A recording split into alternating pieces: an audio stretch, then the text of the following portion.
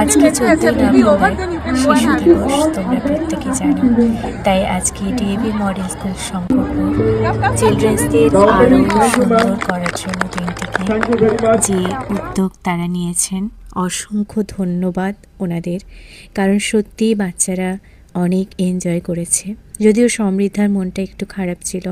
সকাল সকাল ওখানে পৌঁছে গেছি আমরা, ওর বাবা আমাদের স্কুলে ড্রপ করে অফিসে চলে গেছে। তো সমৃদ্ধা এইবার পার্টিসিপেট করেনি ডান্সে, ও গত বছর করেছিল।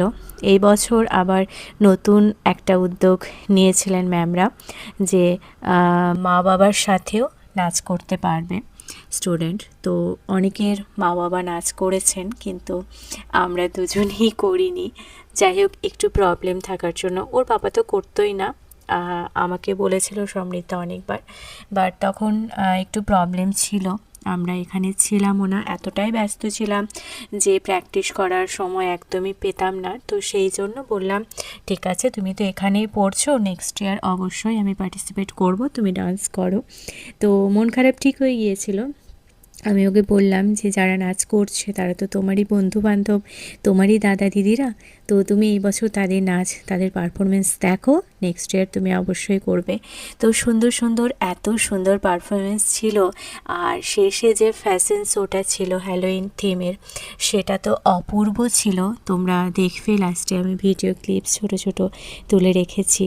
তো সেই আমাদের যে এনজয়টা, সেটা তোমাদের সাথেও ভাগ করে নিলাম।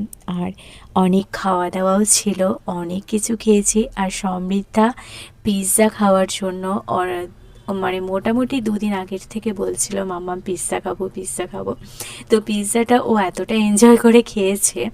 আমি ওকে পিৎজাটা হাতে দিয়ে তারপর কোল্ড ড্রিঙ্কস আনতে গিয়েছিলাম। আমাকে বললো যে মাম্মা কোল্ড ড্রিঙ্কসের সাথে খাবো পিৎজা। তো যখন আমি আনতে গিয়েছি তখন ওখানে আমায় বললো যে একটু ওয়েট করতে, কোল্ড ড্রিঙ্কসের গ্লাস শেষ হয়ে গিয়েছে, আনছিল। তো অলরেডি আমার একটু দেরি হয়েছে আসতে, তার মধ্যে ওর পিৎজা শেষ হয়ে গেছে। সেই জন্য আমি পিৎজাটা ভিডিওটা করতে পারিনি। তাছাড়া আমরা যেগুলো খেয়েছি প্রায় সবগুলোই আমি ভিডিও ক্লিপস নিয়েছি, যাতে পরে দেখতে পাই যে কী কী খেয়েছি। তো খুব ভালো লেগেছে, টেস্ট খুব ভালো ছিল। আমিও খেয়েছি, সাথে ফুচকাও খেয়েছি।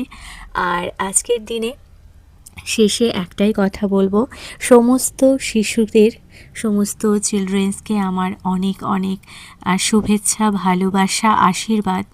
জীবনটা যেন তাদের প্রত্যেকের অনেক সুন্দর হয়, এইভাবেই তারা যেন মজা করে জীবনটাকে কাটাতে পারে। অবশ্যই যেন জীবনে প্রতিষ্ঠিত হয়, তাদের আশা যেন পূর্ণ হয়।